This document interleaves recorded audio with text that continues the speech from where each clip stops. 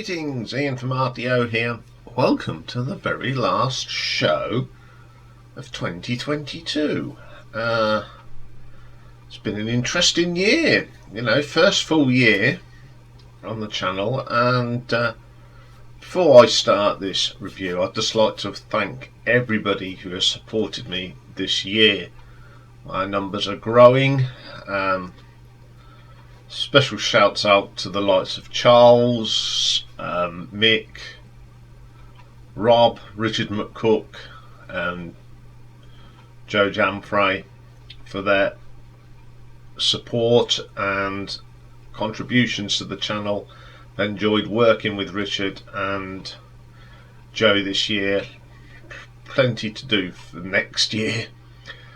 And the most important person to thank is actually Mastermind Dave. Without Dave these days, this channel wouldn't work. He does so much that you don't realise. He's the backbone of this RTO. I'm the front man and I put everything together, but the man that keeps everything in place and knows exactly what you guys want and tells me what's coming up to go into the laundry list and in the work in progress. That's all Dave. So big thank you to Dave. Also a big thank you to Lee for letting me put my stuff on his Facebook page. All this makes it really worthwhile. Anyway, there's me thank yous. So this is all about my top 20 albums of 2022. Had some really good albums this year again, from all sort of genres. But here I've got 20. I've done my top 20. I'm not ranking them. I'm not going to give them a ranking mark. It's just the top 20 albums of the year for me. A few honourable mentions. So let's have a go. So coming in at number 20, then we go back to February and The Tipping Point from Tears for Fears. It's their first out. It was their first album in 18 years, and they came back with a bang. There's some great songs on this album. Like the first track, One Small Thing. It was the first thing I'd heard. First new track I heard. It was on an EP they released. I thought, oh, this is great. And then when the album came out, it really did make an impact. One I do play quite a lot. He said the title track's another good track. Break the Man. One of them tracks that actually grew on me during the year. Then my favourite track on this one was My Demons. It was just a good album, and at the time I wrote 18 Years of Waiting. Very strong pop rock album, and there's not much to add to that it is really, really good, and it deserves to be in the top 20 this year. Coming in at number 19, we've got to September now, and the band The Who, not the Roger Daltrey but the Mongolian version, and their album Rumble of Thunder. An album that grew on me. It has really grown on me now, and again it's got some absolutely great tracks. I mean, the title track is absolutely it's called Black Thunder, but Rumble Thunder. It's really strong track. There's two versions on the other. There's the single version and then the extended, which is brilliant. And then we got She He Who Too, which is a really good track. But my favourite track on this one was Mother Nature. It's got that lovely sort of traditional Mongolian throat warbling, some of that, the instruments. It's just a great album. I mean, at the time I said I was a little bit disappointed in it. It's not as good as the first album, but You know, now I've got a really good listen to it. I think it's a great album, and I hope we get more from this band. Okay then, coming in at number 18, another album that came out in September, and it's The Sick, the Dying and the Dead from Megadeth. It's the first out. It was their first album in 6 years, and the first track, the title track, is great. It's got the atmospheric bells, wind, bit Monty Python-esque, bring out your dead type thing, as I said then. It's a really good track. That was an outstanding track. Dogs of Chernobyl, still my favourite track on the album. Really good stuff. Sacrifice was good. Psychopathic, another little short piece, but a great lot of guitar work in that. Mission to Mars is an epic, great track. As I said at the time, if you're wanting Dave Mustaine to sound like he is on Peace Sells, you're not going to get it. But this is a very strong album, and I think it deserves to be in my top 20. It's one of the most enjoyable Megadeth albums I've listened to in a long time. We've got a new album from their rivals Metallica next year, so it'll be just interested. Now, coming in at number 17, it's not an album, it's an EP, and it's from a band that I've been plugging for a little while and supporting them, and it's Echo 7, and in September they released X-Ray in Use. They've just released a video of Born from Ice. That's absolutely amazing track. This band goes from strength to strength. Their singers, Stephanie is an absolute great singer. Stephanie Roy. Alan on the drums is terrific. They're a really good band. I can't wait until we have a full album from this band. So well done, guys. You've got my support all the way, and I've tried to do my best to get you a little bit of airplay here in the UK. Okay then, coming in at number 16, go back to May, and Diamond Star Halos, 12th album from Def Leppard. It's 7 years since their last album, and this album was one of their best albums for a long time. It's got some excellent tracks on here. They're just basic rock tracks. Take What You Want was an excellent track, and Kick, the single, is brilliant. It's certainly got that Mark Bolan influences, because they took their title track, the title of the album name, from lyrics from Get It On. Fire Up is still good. Some lovely harmonies. A really good track on here is This Guitar, which they did with Alison Krauss. Fantastic. Other highlights for me is Goodbye for All This Time. Probably one of their best ballads for a very long time. I've never been keen on some of their ballads because they're a little bit cheesy, but this is great stuff. Open Your Eyes is another great track. Lifeless again with Alison Krauss, brilliant. Then we get From Here to Eternity, probably the best rocker on the album. Basic, honest rock. It's an album again that I've said that's it's their best album for a very long time. They've gone. What I like about this album, they went back to basics basically. None of this overproduced nonsense. It's just good, hard, honest rock. And it's an album I've really enjoyed from this year. Okay, then coming at number 15 this year, another album that came out in September. The long-awaited album from Ozzy Osbourne, Patient Number 9.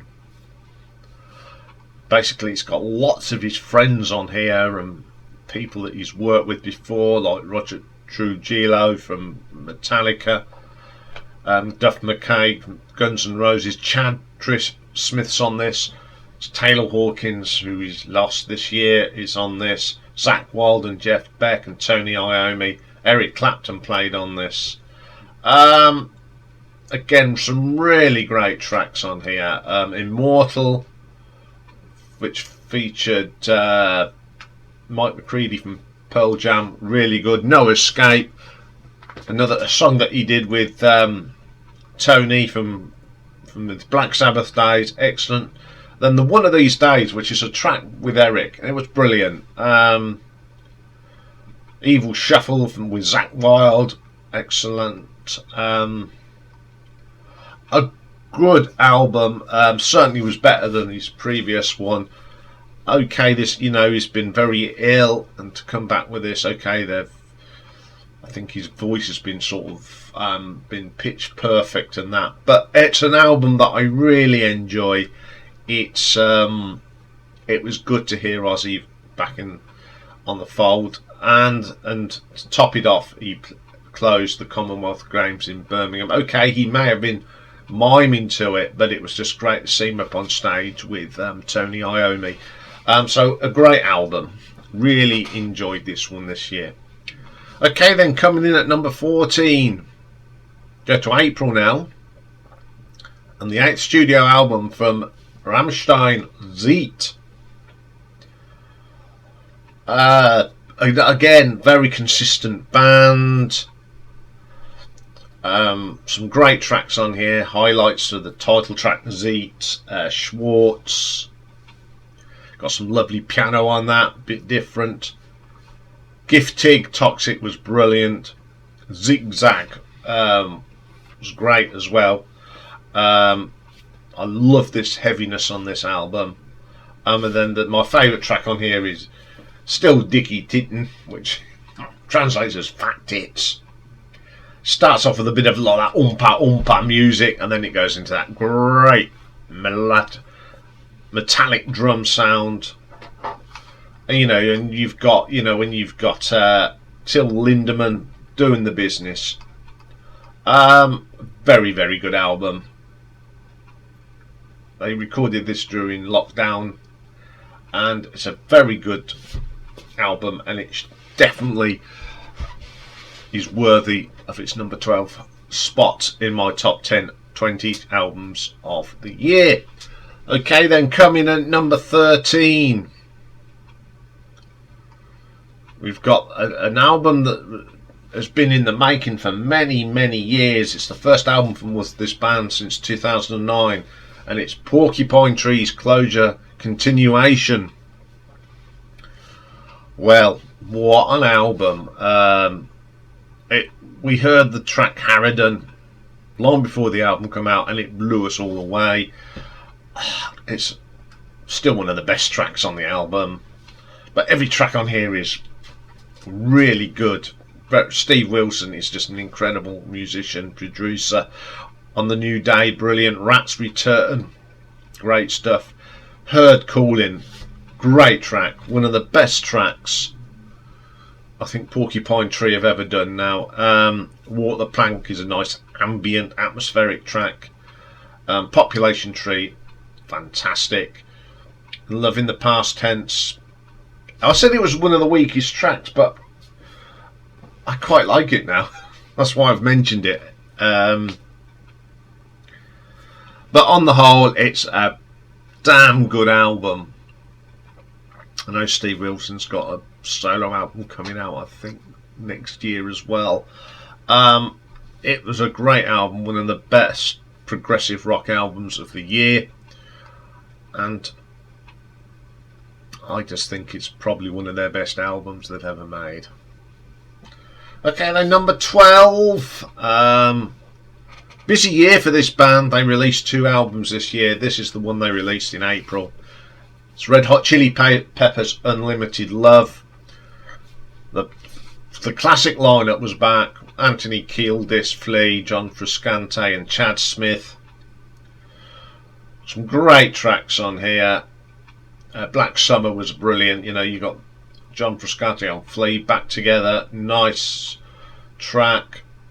Aquatic Mouth Dance, Flea's bass line was terrific on that. Poster Child, back to that real funky sound, brilliant stuff. It's Only Natural, brilliant track. What You Thinking, it was Chad Smith and Flea just controlling that one. My favourite track, and it's Bastards of Light. It's just fantastic. What an album to come back. And it was so good to see the classic lineup of the Chili Peppers. This is their best album for a long time, and it was the first of 2 albums in 2022. Okay, coming in number 11, just missed out on the top 10. It should have been in the top 10, but there's been so many great albums this year, and it was the most important album for me this year. It was the first that came out in January of 2022, the Zealot Gene from Jethro Tull. First album since 2003, and their first album since original material since 1999. Oh, some great tracks on here. Mrs. Tibbetts, the first track, just classic Tull sound. The title track, the Zealot Gene, fantastic. And the brilliant Sojourner Sleeping. When I did the review of that song when it came out, my first reactions, still one of the biggest viewed videos on the channel. It's well over 1,000. It's still sits at number 4 in the all-time list. So a great track. Sad City Sisters, that folky sound, brilliant. Where Did We Go? Where Did Saturday Go? Sort of that thick of the brick sort of sound. Fishermen of Youth, Felcilius, good old fashioned stuff. Now, a lot of people were moaning, and I mean some of the comments that were put on this. I was told my ears needed sorting out. And my argument was, if you wanted to listen to Living in the Past and Aqualung and all that, go and listen to that, because you're not going to get that from Ian Anderson now. He's a lot older. The good news is they've got a new album coming out next year as well. It's a terrific album, and it's an album that I play quite a lot. Okay, the top 10. This was probably really tough. Putting this top 10 together, it chopped and changed, but in the end I had to sit down and say, right, I'm going to stop before I pull my hair out, or what hair I have got. So rounding out the top 10 then, we go back to January again, and it's the Monster Roars from Magnum. Over a year ago, but it's still a brilliant album. The Monsters Roar is just awesome. Got them great Tony Clarkin riffs in it again. Then part of the present, not the past, another solid track. That Word Freedom, awesome track as well. Walk the Silent Hours. Although Bob's voices was a little bit croaky, it's still a great music track. Come Holy Men, good stuff. Once again, Magnum delivered. The last few albums, they have still as good as ever.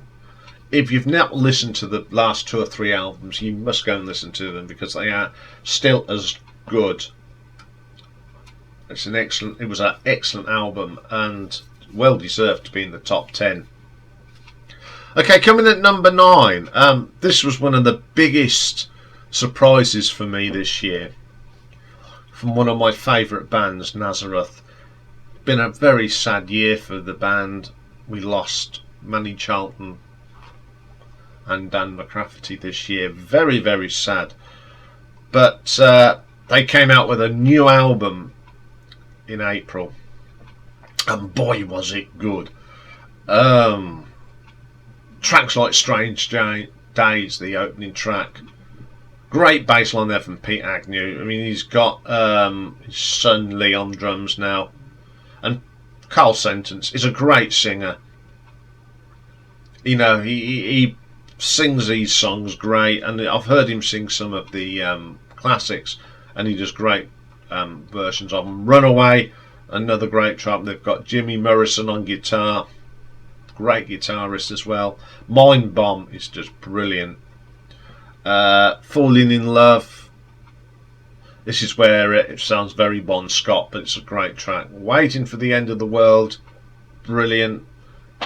Lee Agnew's drumming is absolutely fantastic. Siggy's in Booze, typical sort of Nazareth song. That's what I've liked about this album. Although you've not got Down There and Manny, it is just great to hear these songs. I love this album. Proper rock music, and it's great that they're still keeping the name of Nazareth going. I've got no problem with the band now. I think they're as good as ever, and it deserved to be at number 9. Okay then, number 8. Last year's number 1 album band, Thunder, but number 8 this year. It's not saying that it was a bad album. It wasn't. It's Dopamine. Great tracks on here. No messing about here. Western Sky is just absolutely brilliant. One Day I'll Be Free, brilliant as well. Black, it's got a great bass line from Chris. Last Orders is brilliant. All the Way, thumping track. Great drumming from Harry. Then yeah, it's a 2 disco. This 2 opened up with Dancing in the Sunshine, absolutely brilliant. Just a Grifter, a little bit different, some acoustic and violin, brilliant. I Don't Believe a Word, Ben Matthews was playing piano on that, as good as ever. And one of the best tracks on here, Smoke Without Fire. Quite a lot of tracks on this, but it's still strong. And at this point, I would like to wish Danny all the well with his troubles this year and his illness. Hope he gets well soon. You know, I've been following what's been going on their Twitter, and I have sent messages as well. So, looking forward to seeing you back on the stage, Danny. Take care. Okay, then number 7. Another band that come back with a bang. Their first album since 2016, and it's Scorpions and Rock Believer. It was the first time we had Mickey D drumming with them. What an album! What an album this was this year. Starts off with Gas in the Tank.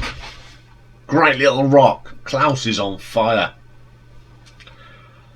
Roots in My Boots, just great solid track. Rock Believer, very catchy, great riffs coming from Matthias and Rudolph. My favourite track on here is Seventh Son, still is. Best song for many a year. It's dark, it's raw, it's going back to their early days. Terrific. Hot and Cold again goes back to the Blackout era. Brilliant. When I Lay My Bones to Rest. This is just Schenker and Jabs at their best. Brilliant stuff. I said at the time, I believe this is the best Scorpions album since Love at First Sting, and it is. It's absolutely brilliant. I love this album. It's an album that I love playing, and I hope we get more from the Scorpions. Coming in at number 6, an album that only come out last month, but it's up there already, and its thresholds dividing lines. Off. This album is constantly on at the moment. A band that still deliver. They have delivered from album 1, and this is their 12th. They've never made a bad album. Some absolute belting tracks on here. You know, Silenced, The Domino Effect, King of Nothing. Absolutely brilliant. One of the slow start tracks. Defense Condition. All solid tracks. You know, it's one of them albums that only come out a few weeks ago, and it literally went straight into the top 10. It is that good. It's brilliant. Coming in at number 5 then, another album that again has only been out since October. An album that we've been waiting for, and it's Arena's The Theory of Molecular Inheritance. When I did the review on this, it's probably the most watched new album review of the year. Everyone loves this. It's just got some great stuff on it. You've got Time Capsule, some great guitar from John Mitchell. 21 Grams is brilliant, with the new singer Damien Wilson, who obviously was in Threshold, brought an extra spark to this band. Mick Pointer's drumming is as good as ever. Fields of Sinners is another great track. John Mitchell on fire. I mean, he's been busy boy this year. I mean, Lonely Robot had a new album out. Gandalf's Fist. So he's been playing on all new albums. It's incredible. Pure Heart. The combination of Clive Nolan and John Mitchell on this is brilliant. Then Interrogation, the best track on the album. Just classic. Arena and that rich keyboard from Clive. A great vocal from Damien. As I said, I've been playing this again. I've been playing these Threshold and Arena a lot, and it is absolutely a stunning album. Okay, then, coming in at number 4, a band that's had a lot of mention this week on the channel, and it's Marillion. And back in March they released their 20th album, An Hour Before Dark, and probably one of their best albums in a long time. Got lots of epics on here, like Be Hard on Yourself. Steve Rothery, his guitar work seems to get better and better. Reprogram the Gene is just brilliant. Sierra Leone, wonderful track on here. Care is just amazing, probably their best thing in a long time. Lots of epics on here. It's probably their best album since Marbles, and probably the best album of the Hogarth area. I still think this band's got a force to be reckoned with. Love this album. I think it would be now definitely in my top 5 of all-time albums by Marillion. Just a great album. Okay then, number 3. Again, an album only came out in October. So this was so difficult. Again, one of my favourite American bands, Alter Bridge, Pawns and Kings. It's their 7th album. What can you say about this? Solid as ever. This Is War. Awesome track. Silver Tongue. Fast, furious, heavy. Sin After Sin. Great dark drums. Holiday. Catchy riffs. Fable of the Silent Sun. Another brilliant track. Pawns and Kings, the title tracks. Very gentle start, and then you get that great bass line from Brian. Fantastic. Again, belting album. Played a lot. It's just an amazing album. Again, very consistent band. Never put out a bad album. So we got to the top two. Now, this top two was hard. And I love these albums equally. But I didn't want to have an equal first. I had to keep listening to them, which was terrible. So I went with number two, an album again that came out in October. A lot of these albums are towards the back of the year.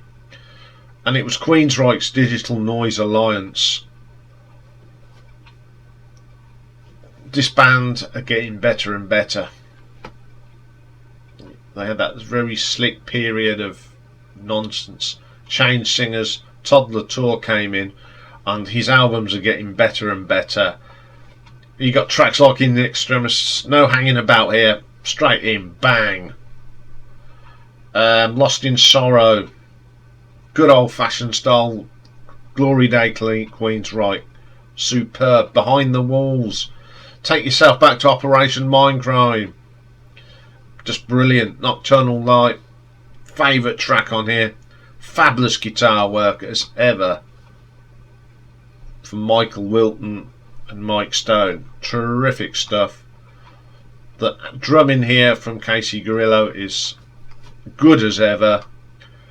I think the only track on here was a little bit iffy was Rebel Yell, but I'm not going to quibble over that, because the best track on the end is probably Todd's best vocal he's ever done with Queensryche, and that's Tormentum. And I think this is his best album with Queensryche so far. It was just an absolute joy to listen to a band that I've been very fond of all these years. So, my number one album of 2022. This is a band that I've been following since I was 13. And this was their 24th album. It was released in February. And it's the Mighty Saxon and Carpe Diem. Well, what an album this was. The lineup hasn't changed. For many years now, it's still Biff Byford, Paul Quinn, Doug Scarrett, Nibs Carter and Nigel Glocker. What can you say about this? The opening track, Carpe Diem, Seize the Day. Just that classic, riffy, dirty riffs from Saxon. Biff is just on fire. Age of Steam, this is bold.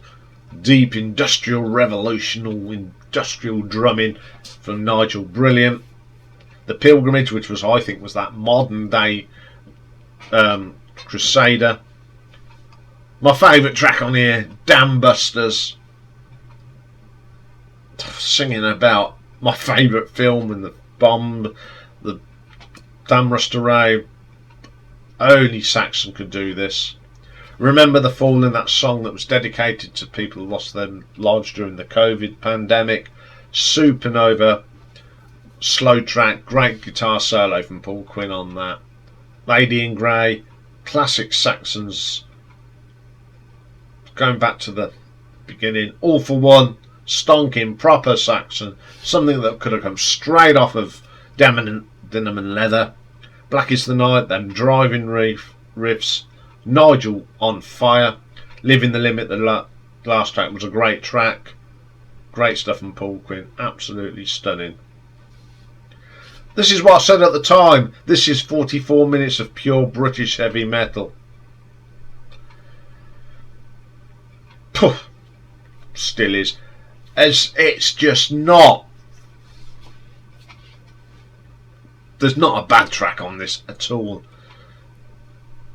This band, again, still strong. It's great seeing these old bands still making great music. It's probably one of the most played albums of the year from me, and that's why it's my number one. It was very tough to get this top 20 this year. I have got some honourable mentions that do need a little mention. First one is Ghosts Imperia. It came out in March. Solid album, but it just missed out. There's been too many good albums this year. And then in July out came that live album, I don't know if it's the last thing we're going to get with Dusty on it, but it was the soundtrack from them little old boys from Texas. Raw, probably one of the dirtiest, rawest ZZ Top out live albums you'll ever get. Then we had Genesis revisited live from Steve Hackett's Second Ounce and More. One of the best live albums for me this year. Terrific stuff. An album we only spoke about, was it yesterday? When we did the little album ranking of Alan Olsen, Army Dreamers. Terrific album. Get Rolling from Nickelback. Solid album. Just missed out. And also just missed out on the top 20 was the return of the Dream Canteen from Red Hot Chili Peppers from October. A terrific album. I mean, they recorded these albums very close to each other. So, great album. Just missed out. So there we go, folks. That's 2022 finished. 2023, we have got some interesting albums coming out. We've got one from Peter Gabriel, Uriah Heep, Metallica, The Answer. That's just to mention. I'm sure there's going to be some other good albums coming out. I'm going through and checking, but you will always get to know about these albums. And this next year, new albums will be done. If there's two, always done on a Friday, because they come out on the Friday, and the following Friday I will be reviewing them. And if there's two coming out, I will do 2 or 3 reviews that day. I'm going to make sure I get plenty in for next year. Some of the worst albums of the year for me were Johnny Depp and Jeff Beck. That was a terrible album. And Alanis Morissette's Meditation album. Anyway, so that's it for 2022. As I said at the top of the show, thank you very much for your support.